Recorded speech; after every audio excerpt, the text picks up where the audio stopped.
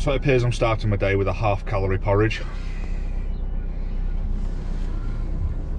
It's half of it's down there. And another reason, right, I forgot to take my mug in the house last night because I was tired. And that's just fallen over and done that. Right, this is why, let me find it. This is why I use Dandylandy's bloody adult tippy cup with the trigger on it. So that doesn't happen. So that's my porridge gone over today. My coffee that's gone over today. My van's now shit state. One more and that's my 3.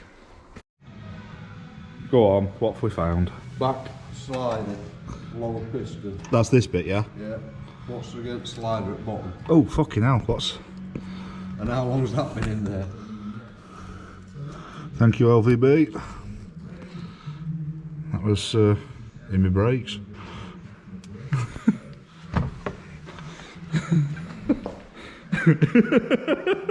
I'm glad you're doing them, pal. You're right, if it fell sideways and jammed brakes. Do you know what? I've spent about £1,000 on just the front brakes of this over the last 2 years.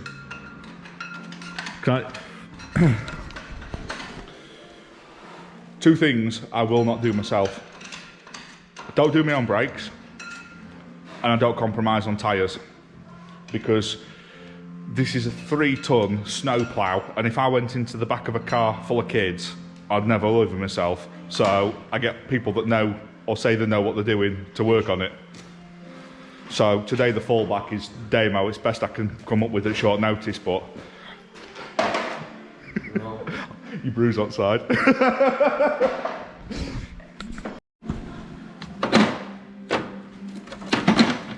So I had these put on probably 1,500 miles ago, and then the last ones were changed just over 1,000 miles ago, that were so bad they'd fallen through. So the issue that I took it in for clearly wasn't corrected, because it's done exactly the same again.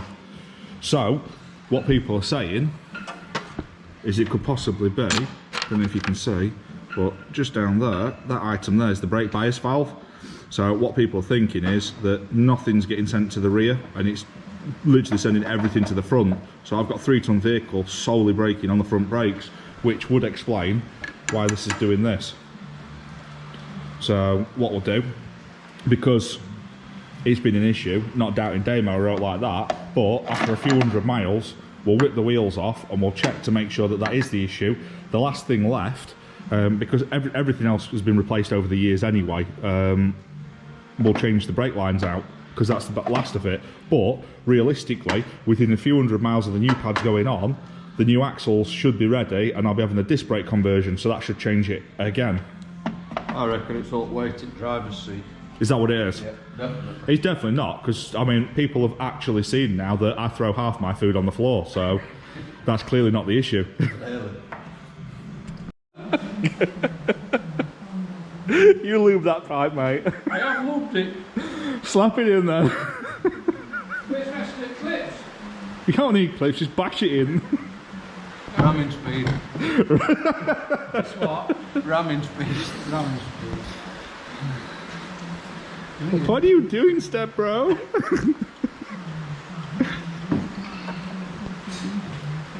It's going, it's going. Just thumb it in. Like a drunken night. Go, look at that action! Check out that pipe action! I'm checking it out. I'm checking it out. That's on. That's too long. We're not gay, we just spent too long in the workshop together.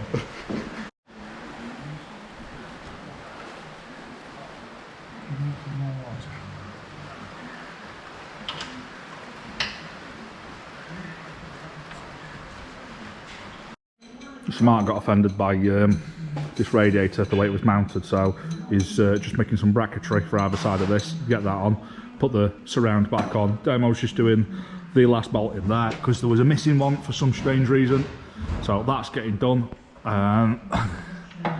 Antifreeze and everything, that's all gone back in. He's nipped up the auto gearbox coolers, So it's going to be wheels on, drop it down, done. The only thing we're short on is a vacuum pipe for the brake actuator. And then that's pretty much there. Inside, most of the dashboard's back on now. Just need to cut out, because I had a late TD5 dash in here before, but we're going to the double din Raptor one, which it says on the website that you can't fit this, but I rang him and he said, well, you can, it's just cutting and stuff, and if you cock it up it looks bad, so we'll see. It's alright, you can take the piss now, but with my Land Rovers I don't have to be nice to you cunts no more.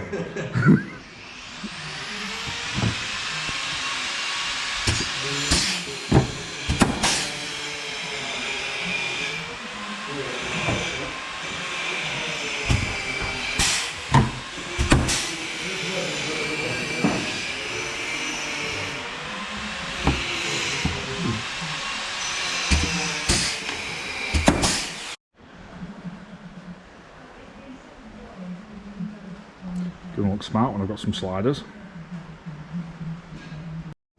Thank you very much. Oh, we have whiskey. No, I had to get that out because it's flakes. You joking, you mean?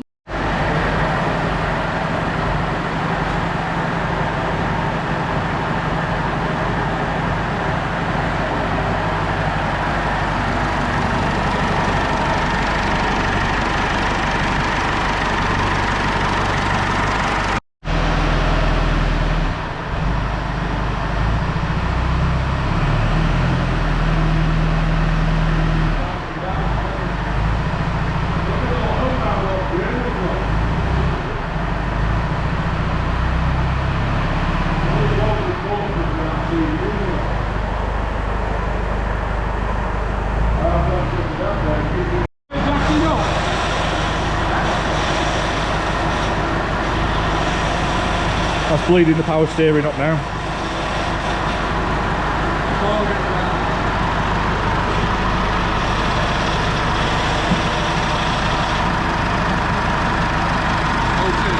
That's gone right down now. Coming down into shoes, fucking red hot like a sword. As soon as you walked up fucking slip mode, fucking out of ice cold He's freezing. building, isn't he? He's all right. No, give a shit. You can edit it later. This is why my videos are so short. You're talking shit all the time. Well, you're Richard talking shit all the time.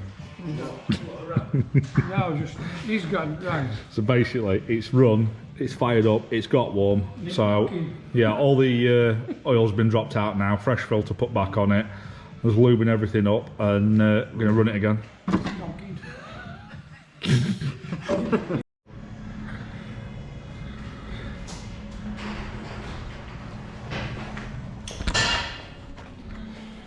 Right, so fired it up, sounded beautiful, ran it, dropped the oil, put fresh oil in, ran it, sounded beautiful. After 5 minutes, knock, knock, knock, knock, knock, knock, knock, knock, knock. So it's looking like when you take the rocker cover filler up, it's not pissing loads of oil back around the engine, so it looks like either the pickup pipe or the oil pump isn't doing what it should do.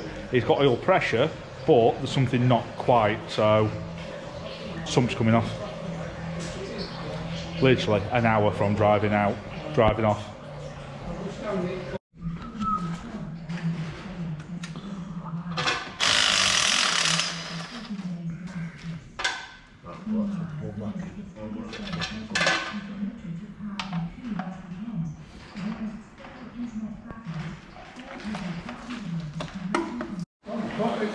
So there we go, engine was running, it was all zipped up, it was at the point where we could put the bonnet back on, tidy the dash up, and I'm out. So here's a little bit of an update. No, not at all. There's no oil in it. Yeah, not when there's no oil in it. Oh, no knocking on it then. It's got oil pressure, but there was no oil. Well, there was a little bit of oil going to the top. Not enough though. And you know when you just listen to something, you could hear it. They could hear it more than me, but they could hear it. So, all coming back apart again. No oil pump. Try that. In here.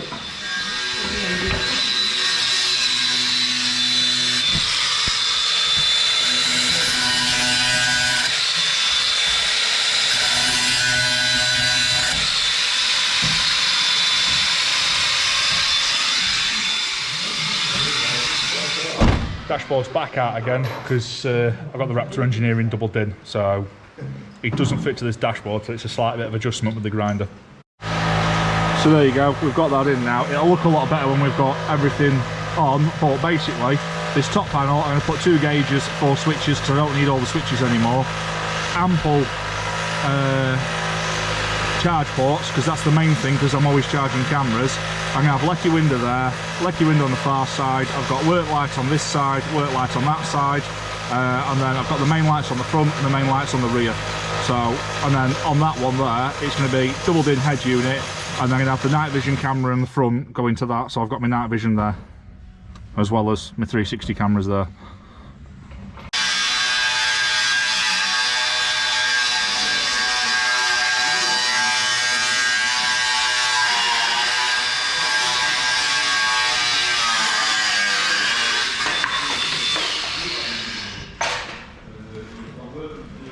So what it is, I've actually cut a little bit over so I can offer it up, see how far off I am. You can see the vents that I've used, so basically I know that's going to be part of, I know that that's going to be part of, and I know that these are going to be a fraction of. So what I've done is I've cut like 7 or 8 mil further over, offer it up, and then I know exactly how much I can trim back, because it's a bit of an odd one with it not being, that dash isn't supposed to go in there. So there we go. Not the end of the day that I was hoping for, because it was literally half an hour off putting the bonnet back on, finishing the dashboard off, and it were done. Is what it is. In hindsight, if I would have known where the oil pump was in relation to everything that we've had off to do the timing and stuff, I'd have done it, because I've looked and it's like a 30 quid part plus a couple of oil seals and whatnot. But you live and learn. I've learned a valuable lesson. I know where it is, I know how it goes on. So luckily the lads are just like, is what it is, get it up in the air, start stripping it off again, and they weren't fazed by it. I was flapping a little bit because I thought my Landy's done for the week, innit? But yeah, they've stripped it back down again. I'm going to get to Maltings on Monday morning. I'm pretty sure they'll have that stuff on the shelf anyway, so Monday afternoon, Tuesday at the latest, they'll have the oil pump, everything changed, and we'll start putting it back together again. So luckily Damo's on early, and he says he can come after work, so it should be done by midweek. So next weekend we'll be back up to this stage again that we're at dinner time today. I've just got the dashboard done, you've seen that one, so it's not hurt things too much, other than it's not running, because it's still at the same point as next weekend I was going to be doing painting the roof and getting all the spotlights done. Instead I'll be doing that alongside with them messing with the engine still. So it's not the end of the world, not too gutted. Main thing is I heard it fire up, and before it sounded a little bit oil starvy, it was sounded all right. It was nice, smooth, quiet, all the rest of it. So touch wood, because it might be something else, it might be something deeper than that, but when you lift the rocker top off, you could see there wasn't that usual amount of oil coming up, so everything's pointing towards that. So fingers crossed for me, because I don't want to buy another engine or rebuild that one, because I ain't got time to rebuild that one. Or I'm going home. Night. Good morning. Right, pack it in. Good morning. Right, so bit of a gap.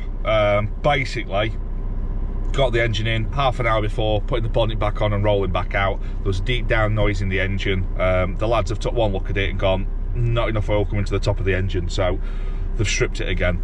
I've got face on and yeah, I didn't put a video up last week just because I'd got half a video filmed. I could have filmed it with a few more bits and pieces, odds and sods, tinkering and stuff, but to be honest, it's like now, it's -4, it's bloody cold, it's been 5-6 weeks of this.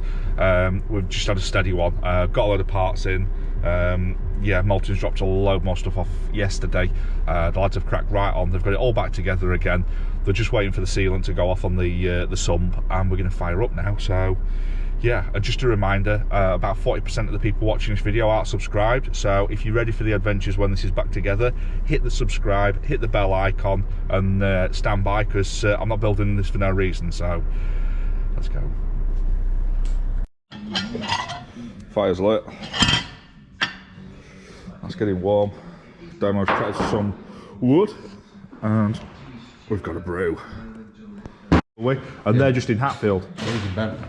All right, you can both. So he's not a million miles away, like.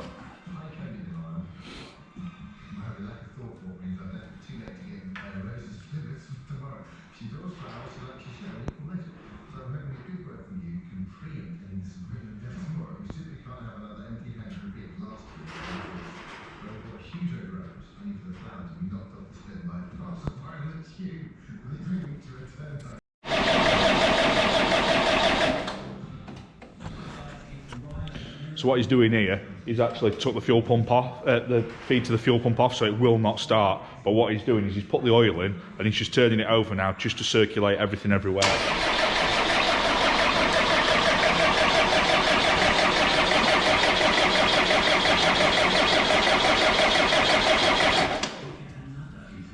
Let's get this off here, look.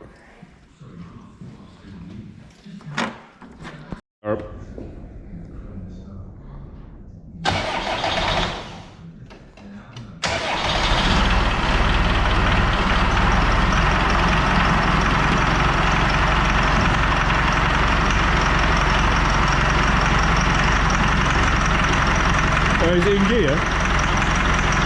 Is it in reverse?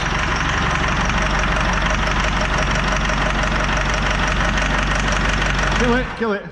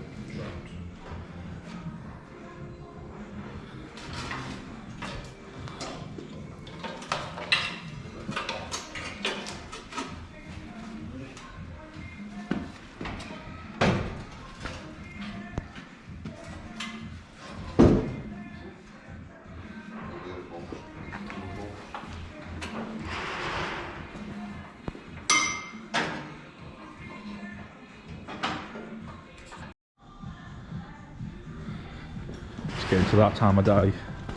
That time of day.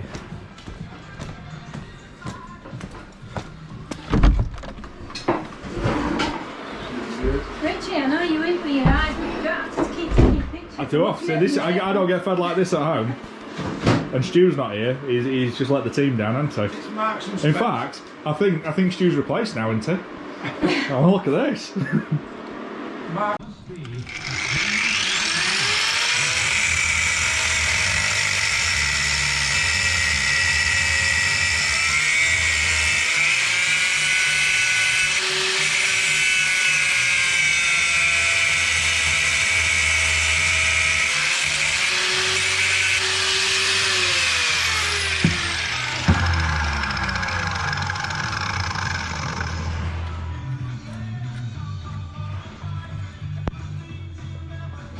Doing.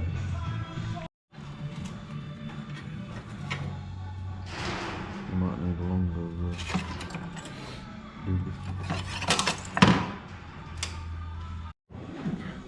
So he's made a bracket on there. I'm going to get a bigger bit of banding on there, but I need to paint this anyway, as well as paint all the underside of that.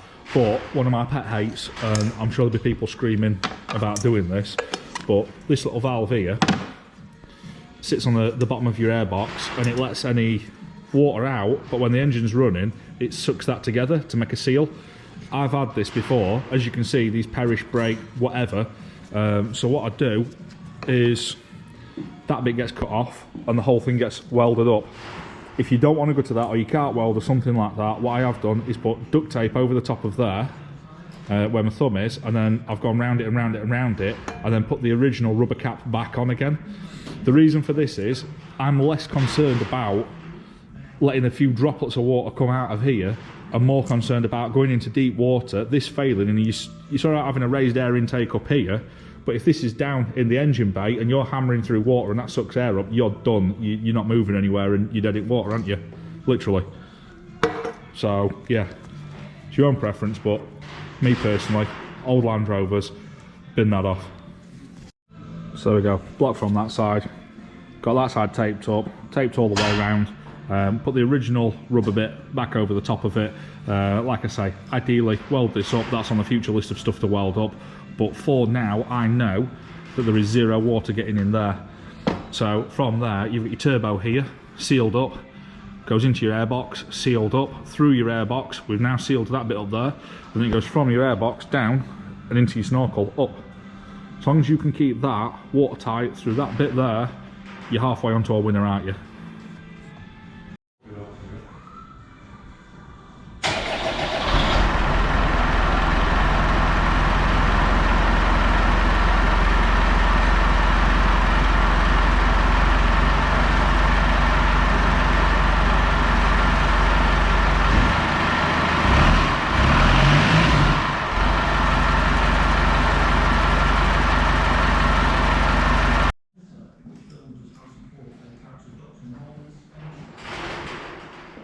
So this is all done now, apart from right in the back here, we need to, there's a piece missing. So this pipe that comes out the turbo here, I think there's another piece that then goes up to the airbox. We haven't got that, so we need to make a sleeve or something like that to bolt down to. Another piece of pipe to then come up into the back of there. And then we've got the piece already that comes down there into the snorkel, and then that's this done. I'm going to paint the underside of that because now that it's lifted up like that it looks horrific, so I'm going to get that painted. And then the only other work so far is bolt the seats down, bolt the cubby box down, and the top plate for the gear tunnel to tidy that up. Then I need to find someone that's got some nice rubber mat in and rubber mat all this out, so soundproof it as one and just look a bit tidier so it's less agricultural. And then that's that. Got the new console and everything. It's a Raptor Engineering one. Just need to get a few more switches and things, get the radio in there, get the cables across there, radio, and that's way down the line. And then remote central locking kit, electric window kit, yeah, a few odds and sods electrical anyway, but that's neither in nor there. So there we go. It's running. Yeah, all by that pipe, it's there now. All the front end's back on again. All we're doing is waiting for an isolator switch for the top of the wing for the winch, and then it's just the bits in the cab. Paint that, and it's back on the road. It's back doing what it needs to do, and then it's just all the accessories to wire up and sort all them bits out. So happy person. Thank you very much to everyone that's given me a hand up to this point. It's very much appreciated.